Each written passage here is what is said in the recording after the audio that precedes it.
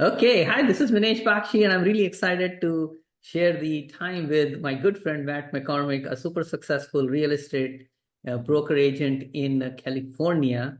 And he and I have some lot of common values, and he's going to be sharing his ideas on parenting. So, welcome, Matt. Hi, Minesh. How are you? Good. So, you're a pretty big producer in real estate. What is your biggest accomplishment, or what would you like people to know? Oh, goodness. As it relates to real estate, I can say I entered the industry 9 years ago after a 27-year corporate career. I was, I wouldn't say that I wasn't happy. The problem was when you do well in corporate, that nice paycheck magically appears every 2 weeks in your account, and it's hard to leave that comfort zone, I'll call it. But I knew that I'm an entrepreneur. I knew that my joy would lie in something serving others, and I have a passion to serve, and real estate just seemed to be a good fit because we moved 6 times across the country corporately, and I always thought to myself, I could do that job and I could do it much better than I think the person who's serving my family. And so I entered it 9 years ago, and I truly can say that I find real joy in what I do. And so for the second half of my life, real estate is something that I find. And my biggest success actually happened. It's funny that you asked that question. My biggest success in real estate to this day, in these 9 years, happened about 45 minutes ago.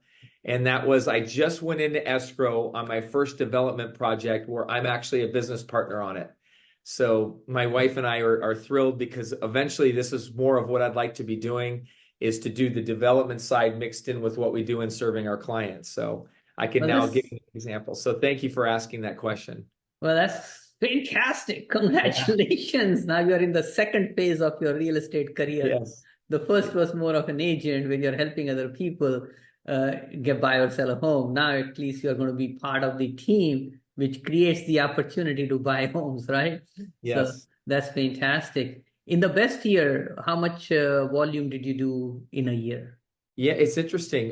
In terms of volume, it was 2021 with 49 transactions. But what's interesting is 22 set a record for income, and 23, I'm finishing my best year in 9 years, which everyone says, oh, it's the worst right now for real estate. Well, my income this year for the second year in a row is high into seven figures, and I'm very, very proud to say that.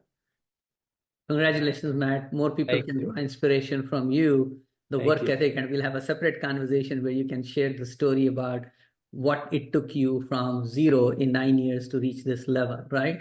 Obviously, Yeah. that's pretty fast for anybody to accomplish. So, congratulations to you. Thank you. So, Thank let's you. talk about parenting. Tell Yeah. me a little bit about your family.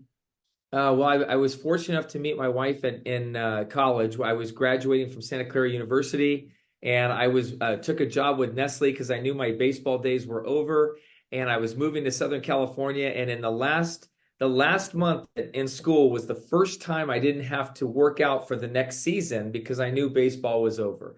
So I could go spend time in areas that students spent time in that I never did, like hanging out by the pool, that kind of socializing. And I had had my eye on Kathy for my whole senior year, but she didn't want anything to do with baseball players. Nothing, zero. Don't want to talk to you guys.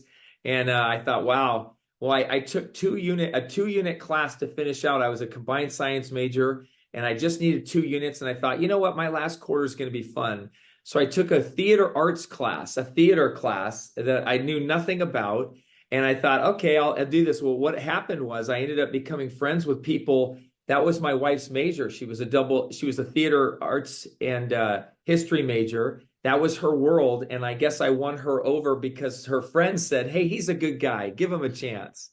So we started dating right after Santa Clara. And it's interesting though, Manesh, when you talk about having that partner that aligns on your morals and so forth. Kathy was a full scholarship student, very, very smart, was going off to Dartmouth. That changed when we met and we got engaged 6 months later. But she did not have, her family did not have the funds for her to go to Santa Clara. It was a very expensive private school here on the West Coast. And my parents didn't either. So we were both scholarship athletes amongst a school of, a lot of entitled families, I guess you'd say, a lot of money and so forth that we were around. But we didn't come from families that could afford that. So we met, we fell in love, and then we waited about 5 or 6 years to start a family. And we both made a commitment that if we're going to have children, that it's all about the children. And if we're going to bring them into this world, and I have a little different philosophy on raising daughters. I don't have sons. I come from a very large family with boys and girls, right? And if I had sons, that's one way. But today I'll be speaking more about a father of two daughters. And I would just say, from a parenting standpoint, I knew when my first Madison was born. I truly can say this, that I knew that day, when I remember in Denver, Colorado, looking at her and saying, my life is changing as a father, the title of father, and this huge responsibility now. A lot of past ways, hanging out with the guys, Friday night, go have beer, all those things. I knew that all stops. And this is my biggest priority. And I can share a little bit more as we go along on this interview about why I think the way I do on parenting. Well, fantastic. So you made children a priority, and in my case, I've done a few things in terms of writing books. Like I have books like Stop Hiring Losers, Million Dollar Team Secrets. But the most joy I get is out of parenting. Yes. And before even I had kids, I heard a song called Cats in the Cradle and the Silver Yes. Spoon. Yes. And some of the people who have watched my episodes know about that. And you know the song. The song is about a Yeah. man who never really spends time with his son. I mean, when the son is growing, he doesn't have time because he's running from, one place to another place to pay the bills, so to speak. And the son doesn't have time for the father when the father retires. And Yeah. I never wanted to be that father. So I made being around my children as a priority, which is why we homeschooled our children.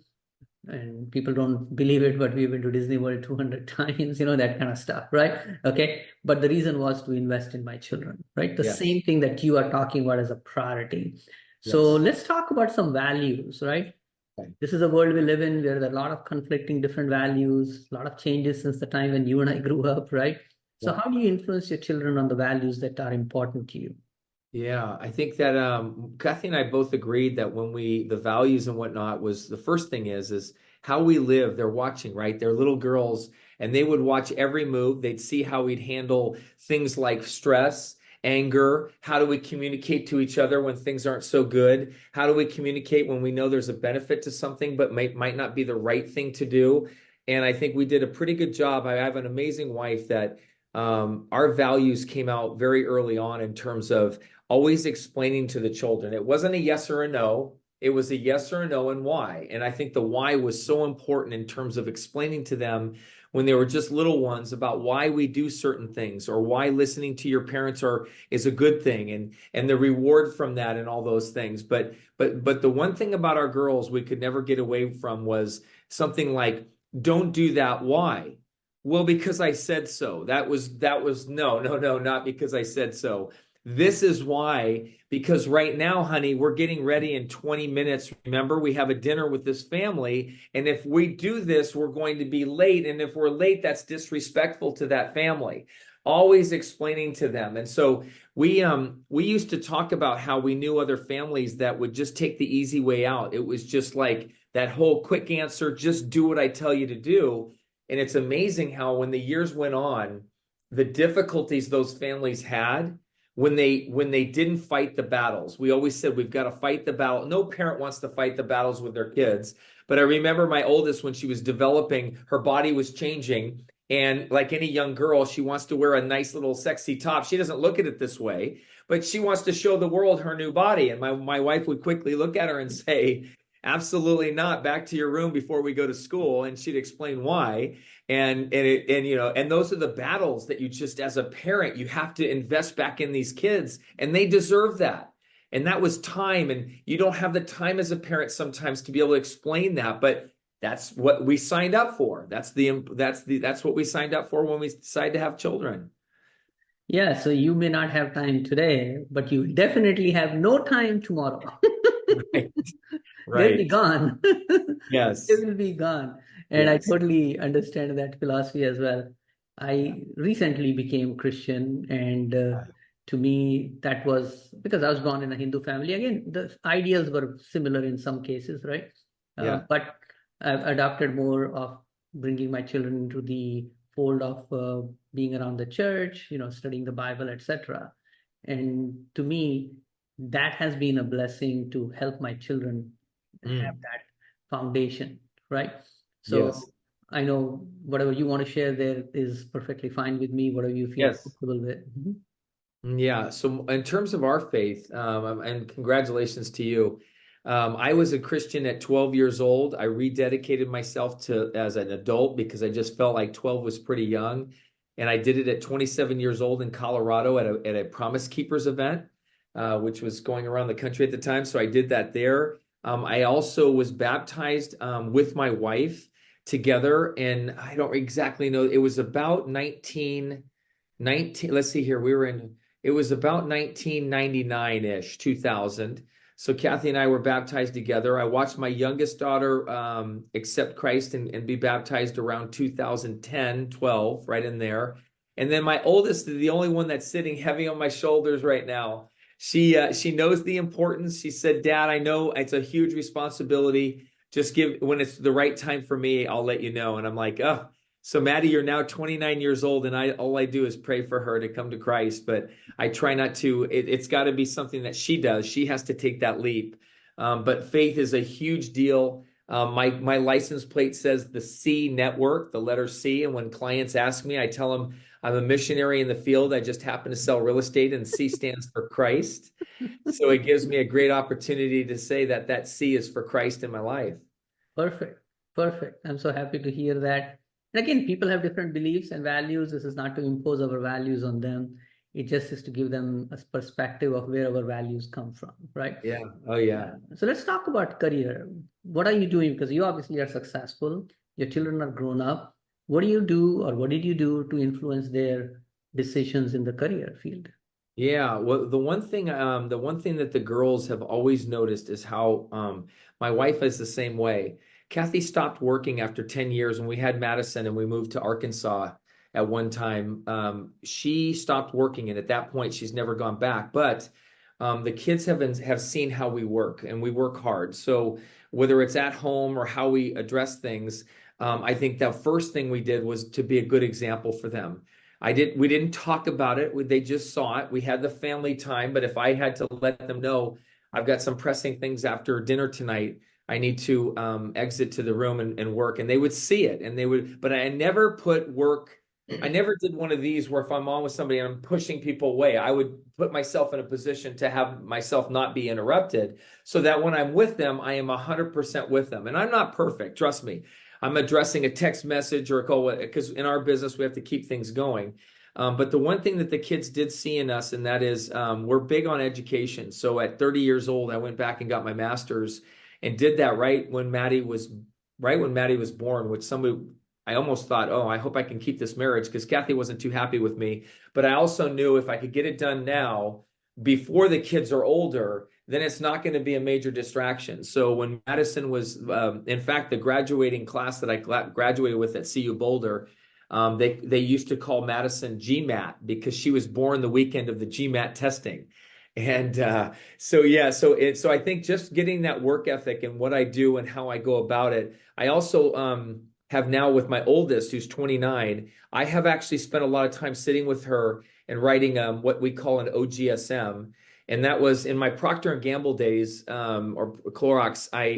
The way we would acquire companies, the way we would do anything, even if you had a meeting, everything was about objective, goals, strategies, and measures. So imagine this. This is why Procter and Gamble and companies like that are so successful, because their strategic plan all filters up to the top. So you have the OGSM at the top, and then each one of the operating divisions, their OGSMs have to link to what the overall vision is. That's how I was taught. That's how I think. And so when I had the chance in this last couple of years, I've sat with Madison, my oldest, and I shared with her my learning, but I said, let's turn this OGSM into a personal OGSM, and let's start with the first things first with what I do for a living. What's going to bring you wealth? You cannot rely on profit sharing. You cannot rely on 401k in the market. What you can do is hard assets. So in real estate, what we're going to do is we're going to save, and your mom and dad will help you out to get you into your first one, but we're going to save and we're going to purchase that first one. And I ran through all the numbers with her. And then in 4 years, we're going to purchase another one. And then in 4 years, we're going to purchase another one until you have 5 properties. and I'll walk you through why and how we do this. Well, guess what? She's closing on her first place on January 15th. She purchased it for $850 in Brooklyn. She's in Brooklyn, New York. And already before she's moved in, because we did it on the timing, this has been a bad market. We were able to negotiate on a new building, an $850 price. And we just saw yesterday on comps that it's worth $1,062,000.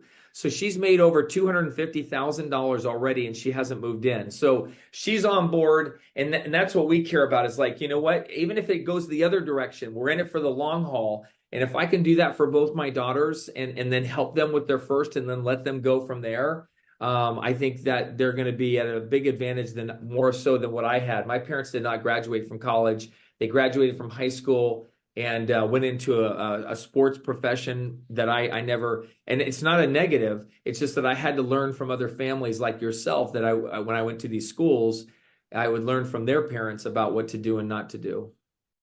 Interesting. Well, very, very good. So I love your strategy of teaching children about real estate as early as possible. And I think that's definitely people who will be watching, listening, are going to be able to use that advice for their children and some for themselves. So that definitely will be a positive. Let's talk about money. I think you have included that partly already in the career part as well. Is money is an important issue for children, and you are teaching them the importance of having assets early in life, because assets can create income for you. So any other thoughts on career finance that I would just add one more thing, and that is, when everyone sees these stats that say, you know, if you put $200 aside as savings during your 20s, you can do it for 6 years, leave it alone, it'll be worth $1 million something, right? Well, the $1 million when my kids are my age won't be the million it was when I was 10 years old. So I have to think in terms of multi-millions for them to be able to feel comfortable. The key for us, I think, in the generation that we're currently in right now, honestly, is that if we can do anything as parents to not let them have some of their inheritance at the end, but help now so that they can have the 20s, 30s, 40s, 50s, you know? So we were fortunate. Kathy and I bought a $202,000 home in 1988, 1 year married, and we were 23 years old, okay? But it was 202. I had saved $13,000. I borrowed $7,000 from my grandfather, who charged me 10% interest. And I said, Grandpa, the interest rates are like 7%. Why are you charging me 10? He said, because this is a good lesson for you. The quicker you pay me off and pay that 7,000 off, which I know you will, then you don't drag this on. I said, you're right. I paid him off in 7 months with my next bonus. My point, though, is Kathy and I are both aligned that we're going to help both girls right now in their 20s. Instead of thinking about ourselves and thinking, well, what about our retirement? Let's get our girls going. We'll figure out our plan. We have our plan. We'll make up for that plan. It just gives me something to work harder for. But get them going, and then we'll know years from now they'll be thanking us when they realize why it was so important to get it early enough on in their lives. Wow, that's fantastic. That's very rare thinking for parents, because obviously everybody's thinking about their own retirement, and it's definitely more important to not only care for your retirement, but also at the same time make sure your next generation is taken care of. My children haven't gone to school or college because I haven't invested in that, but I've invested in a lot of training. Yes. A lot of training. In the last couple of years alone, I've invested between me and my daughter a couple of $100,000. Some of it was total waste of money, I can tell you that. Okay. But it was a learning process. She went to a 2-day Grant Cardone seminar on sales. She went through like a 90-day program with another sales program as well, and so on and so forth. And then Facebook training and this and that and so on and so. But she's now finally, the package is coming together. So she's 20 years old now, and she's much more aware and confident. And she has a podcast which is called I Love Flagler County, because one of my other coaches gave me an idea. And what she's doing is she's building her network by talking to people in this community. And by building that relationship, her goal is very simple here: get people on her podcast. And then if they like being on a podcast, they see that as a good thing for their business, she can teach them to launch their own podcast. Yes. It's kind of a consistent process, which I really like. And she's really doing well. The goal is to have 100 podcasts done by the end of January. She has That's, interviewed over 200 people before, people yeah. like Kendra Cook, Nikki Salter, and all the Yes. other people as well. Yes. But I think what you mentioned is very important, is to set children up with the skills, the assets, and whatever else early in life, so that Yes. they don't have to struggle later on, which is Yes. exactly the goal here as well. And can I share with you one thing though, Manesh, and Yes. that is the mindset of the father and the mother. Here's why we do what we're doing in that mindset. As a Christian, and to understand, there is no word retirement in the Bible. It does not exist. This is a man-made or woman-made, person-made word. It does say, though, we are to serve until the end. So if you think about it, I have created these 2-year windows of things I want to experience in my life that you could call it retirement. It has nothing to do with income. It has to do with life experiences that I want to have. That's a passion in my heart. When I do that, that's what I'm praying over and whatnot. But with that mindset, though, we think that we're supposed to work for so many years and then treat ourselves for the last third of it and by doing nothing. And it's like, no, no, no, no, no. If I need to be serving others and teaching young adults, maybe it's mentoring, maybe it's going into a coaching role that says, hey, I'm going to donate all of my coaching proceeds to these charities. I'm big on the homeless, the whole thing. But we are not to think in terms of, well, I'm getting older, I should think about retirement. Well, that's a pressure we don't need to have. I always joked and said, hey, I've got all girls. And when my 4-year-old figured out that if she clicked prime on the computer, a toy would show up the next day at our house, I knew I was going to be working the rest of my life. That's my mindset, you know? Well, that's a great mindset to have, is serving people, serving God. And as a last point, this is something which may be a little negative on one side, but hopefully it can be a positive. So somebody in the core family who used to be a lender Mm. took his life last Oh, Sunday. oh no. Yeah. And I found out on Facebook. And I'm willing to share this here for a reason, is I felt bad that I had not reached out to him lately. Do you know what I'm saying? Because I Yeah. don't know what people are going through, correct? Yeah. And yeah, I may be going through my own struggles, but I'm sure there are people going through much worse struggles than I am. Yeah. And so I have committed now that every day I will reach out to at least 10 people and encourage them. That's And cool. my goal is to let other people know to participate in that and see if they can go out and encourage other people as well. Yeah. Because we can always be grateful for what we have and help other people feel grateful for what they have, right? Yes. And so anyway, the simple message is always going to be, thanks for being, in my life, and also your life matters, right? Yes. So a Yes. simple message, and I know you believe in all of that as well. So Yes. I just want to share with you, because I think we both Wow. can do more and more to encourage people who may not be in the same spot, or at Right. least struggling more than we are. You know what I'm Right. saying? Right. No, thanks for sharing that. No, I had not heard, and you're exactly right. I mean, not knowing what other people are going through, and it's great to sit there and say, I feel like I'm on top of the world. Well, shoot, I could give you a lot of stories when I was at the low. Right now, that's not one of them. And I know, guess what? In the future, I have a lot more lows that are coming. It's just how we handle that. And I'm glad you said that, because I think we have to be the shining light in the room. We have to be the one that says, listen, you know what? If I'm going through a tough time, I'm going to tell you. But the other part of it is, when things are good, I go to go help my brothers and sisters. Like, it's going to be okay. You're going to get through this, you Exactly. know? Exactly. Well, how can people get hold of you and take advantage of your services? Oh, well, I work in California. And because of the core, I was doing Southern California and Northern California, and I really started focusing where I live now, and that's the Bay Area, San Francisco Bay Area. Getting a hold of me is really simple. My cell number is 818-640-2436.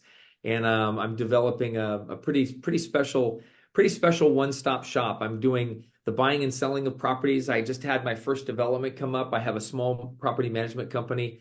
And what I love to serve is when people just have real estate questions. I love that, because, and I can offer more in terms of like strategic plans. I've written probably 100 strategic plans in my career. So there's things from the past that people, like, for example, I could never understand in this world of real estate, why people would start their business plans in December. We get paid a quarter ahead. So my fiscal year starts October 1st, because anything I do from October through the end of December, I get paid in the first quarter of the next year, which is my income, which is what I report in taxes, right? Very So, good point. It's a yeah, lagging and leading indicators, right? So yes, exactly what you put in the effort today is 90 days later, right? Right. You're going to see the result. Well, thank you so much for sharing. I really appreciate it. And I look forward to seeing you in person in the near future. Thank you, Minesh. Happy Merry Christmas to you. Sure.